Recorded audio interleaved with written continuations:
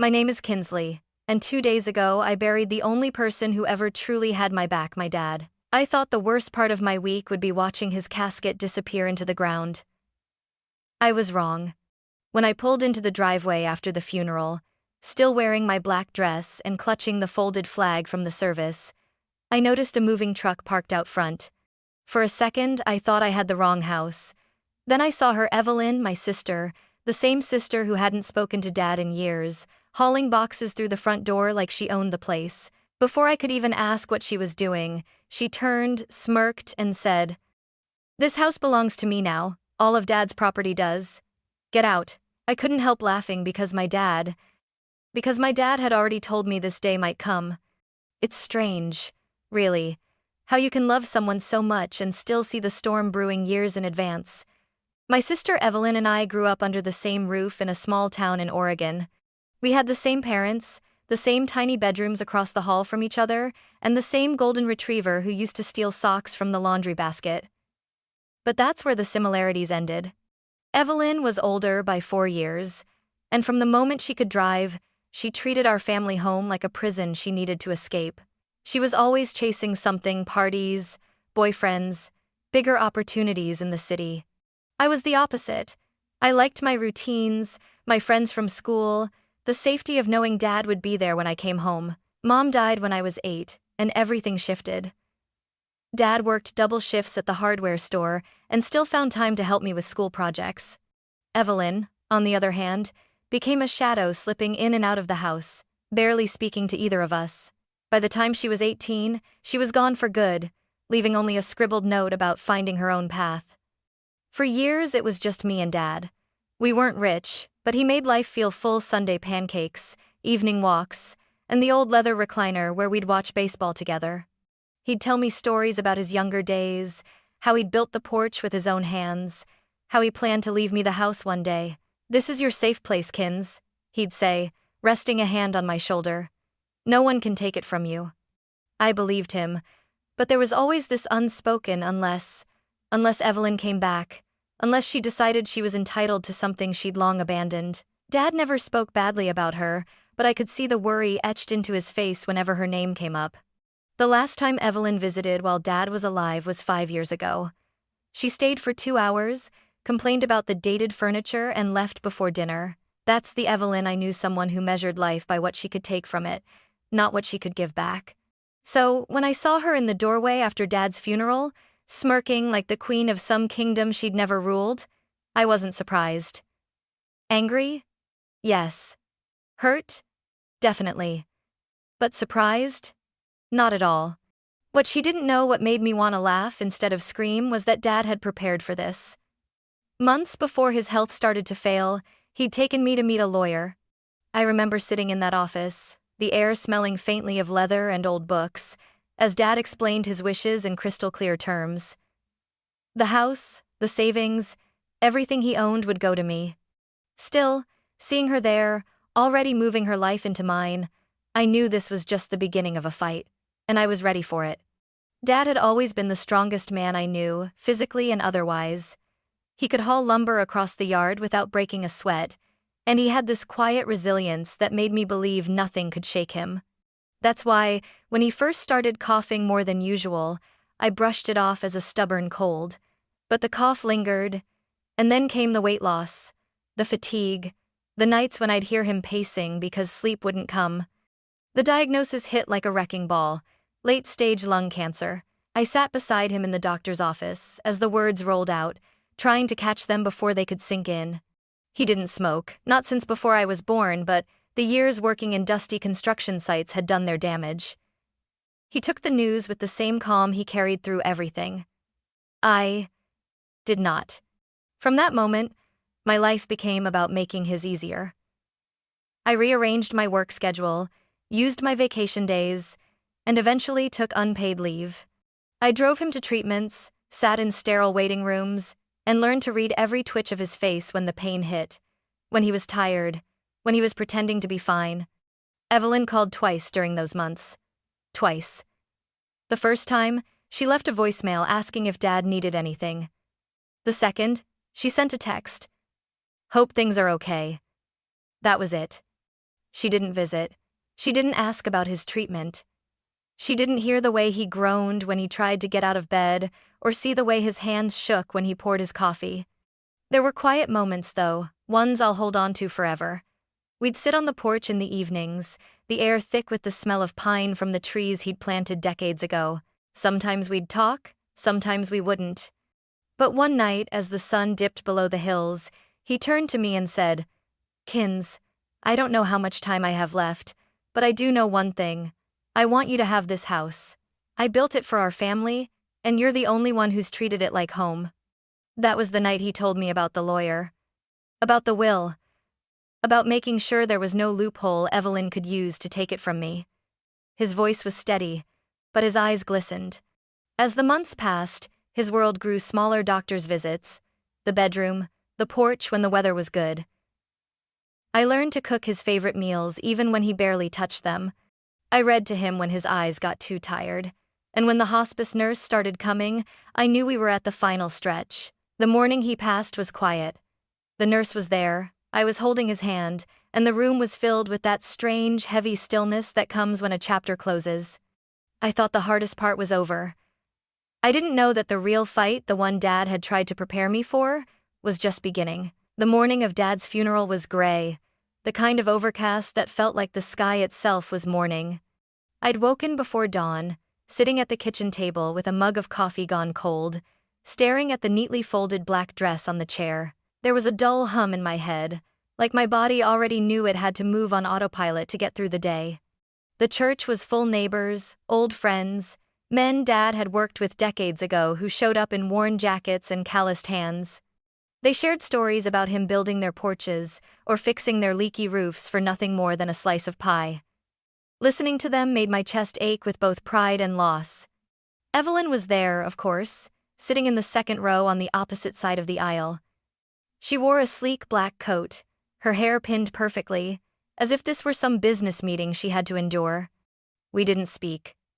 Her eyes met mine once, cold and unreadable, before sliding away.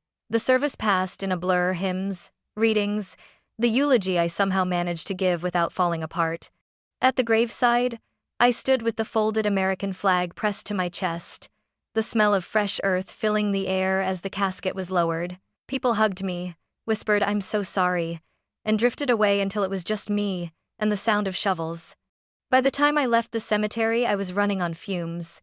I just wanted to get home, kick off my heels, and sit in Dad's recliner with the photo album we'd started last year.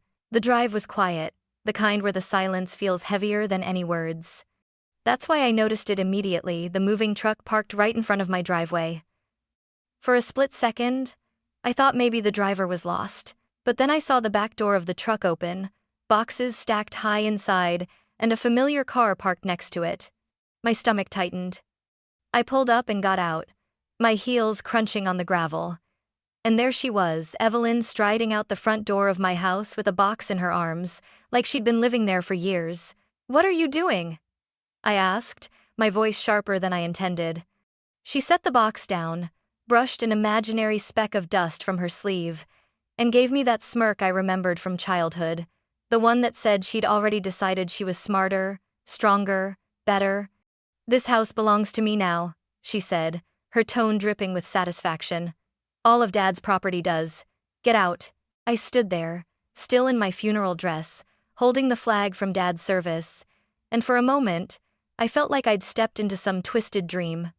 And then, despite the exhaustion, despite the grief, I laughed. Because my dad, he'd seen this coming, and he'd made sure I was ready, because my dad had warned me this day might come. It was about 9 months ago, long before the word cancer entered our daily vocabulary. We were sitting in the living room on a rainy Saturday, Dad nursing a cup of tea while I balanced my laptop on my knees, half working, half watching the storm outside. "Kins," he said suddenly, his voice carrying that tone he used when something serious was about to follow. "We need to talk about the house," I frowned. "The house? Why? You're not—" "I'm not planning on going anywhere soon," he interrupted with a small smile. "But life's unpredictable. And your sister? Well, she's unpredictable too." That's when he told me about Evelyn's last visit years ago, how she'd made snide comments about selling this place for a decent price and upgrading to something in the city. I'd brushed off those comments at the time as typical Evelyn arrogance, but Dad hadn't. "I've worked too hard on this place for it to end up in the hands of someone who doesn't care about it," he said, his gaze steady. "And I know you do. So we're going to make sure it's protected." 2 days later, we were in the office of Harris, Cole, attorneys at law. The office smelled faintly of leather and lemon polish, the kind of place where secrets get turned into signatures on paper. Mr. Harris, a calm man with silver hair and a voice like a steady river, explained everything. The will, the transfer of property, the clauses that left no room for argument.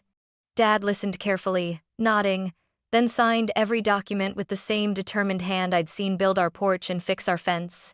When we left, he put a hand on my shoulder. "You're set, Kins. No one can touch this house, not Evelyn, not anyone." I didn't realize until that moment how much relief there was in hearing those words. It wasn't just about bricks and wood, it was about the life we'd built together, the memories carved into every corner.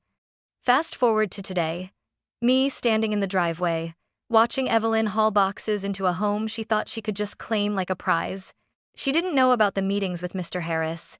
She didn't know about the envelope in my desk drawer labeled will, property deed. And she definitely didn't know about the letter Dad had left me, sealed and waiting, in case she ever tried something like this. So I laughed not because it was funny, but because she had no idea how completely she'd already lost. Evelyn's smirk faltered. "What's so amusing?" she asked, her voice sharpening. I just shook my head. "You'll find out soon enough." Inside, my grief and anger were still raw, but beneath them was a steel spine my dad had helped build. She could storm in with her boxes and her entitlement, but she was about to learn that not all battles are won with brute force. Some are won with foresight, and Dad had given me all the ammunition I needed. Evelyn had barely finished dragging in her last box when she turned toward me, arms crossed, eyes glinting with triumph. "You might as well save yourself the trouble, Kinsley," she said, her voice dripping with condescension. "I've already spoken to a realtor friend. We can list the house next week. Split the profit 50-50. It's only fair." I blinked. "Fair?" My voice came out calm, almost too calm. "You haven't lived here in over a decade, Evelyn. You didn't lift a finger to help Dad when he was sick, and now you think you can just waltz in and—" "Don't lecture me," she cut in sharply.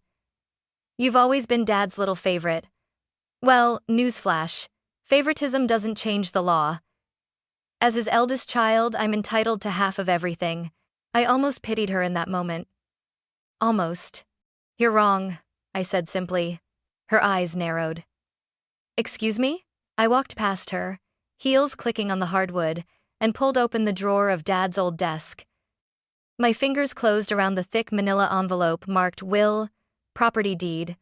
I turned back to face her, holding it up like a playing card I'd been saving for just the right moment. "This," I said, my voice steady, "is Dad's will. He left everything to me.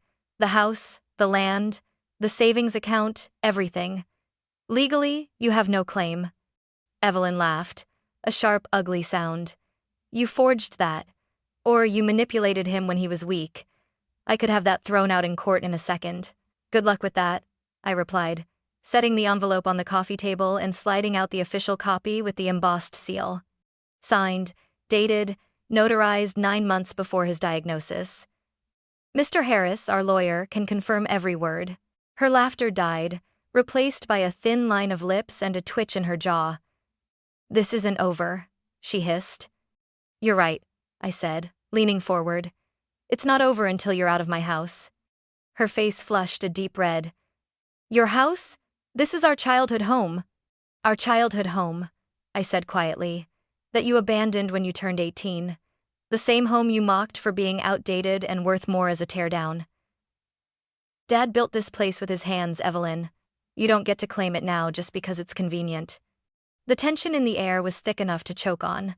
Outside, I could see Mrs. Whitmore from next door slowing her walk to watch us through the window. Evelyn noticed too.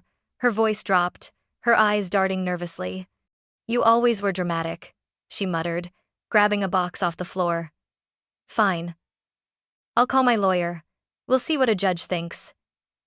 Please do, I said, folding my arms. But, while you're at it, remember that breaking and entering and attempting to seize property that doesn't belong to you are crimes. And I'd be happy to let the police sort that out. She froze, the box still in her hands.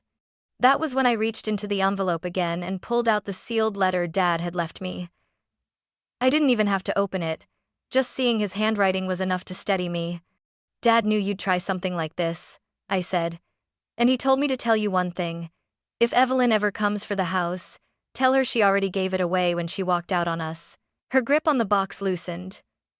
For the first time since I'd arrived, she looked unsure. Get out, Evelyn, I said, my voice final. Take your things and leave before I make that call. She didn't say another word. She just turned, stomped toward the door, and shoved past Mrs. Whitmore, who was now openly gawking on the porch. As the moving truck engine roared to life and disappeared down the street, I let out a long breath I hadn't realized I'd been holding. But something told me deep down that this wouldn't be the last time she tried. I didn't see Evelyn for 3 days. That should have been a relief, but it wasn't.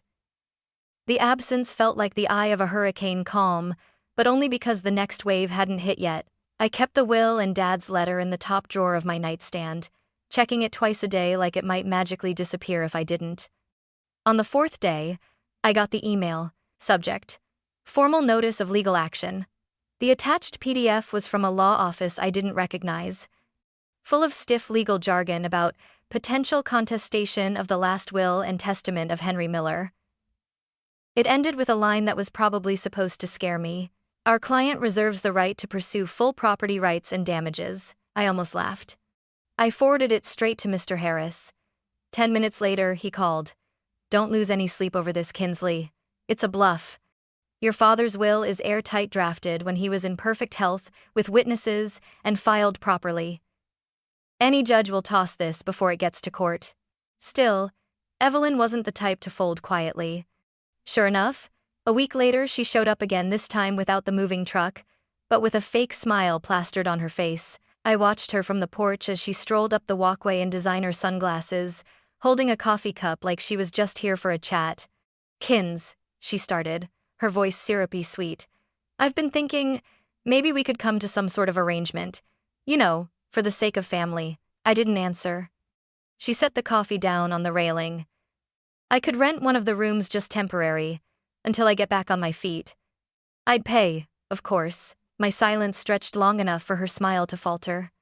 Then I said, You had 15 years to be part of this family, Evelyn. You chose not to. You don't get to come back now because there's something in it for you. Her face hardened instantly. You really think Dad would want us fighting like this? Yes, I said flatly, if it meant protecting what mattered to him. For a second I thought she might drop the act and start yelling again, but instead she just scoffed and muttered something under her breath. Then she turned, muttering about how I'd regret this, and walked back to her car. I stayed on the porch until her taillights disappeared, the coffee she'd left growing cold beside me. Later that night, I sat at Dad's old desk, running my fingers over the wood grain he'd sanded smooth years ago. I pulled out the letter again and read his words. Be strong, Kinsley. People will show you who they are when they think they can take from you. Protect this home and you'll be protecting me too. He was right. And Evelyn had shown me exactly who she was. 2 weeks later, I got the call from Mr. Harris. She dropped it, he said without preamble. I blinked. What? Her lawyer officially withdrew any intent to contest the will. No explanation, just a formal notice. That's it, you're in the clear.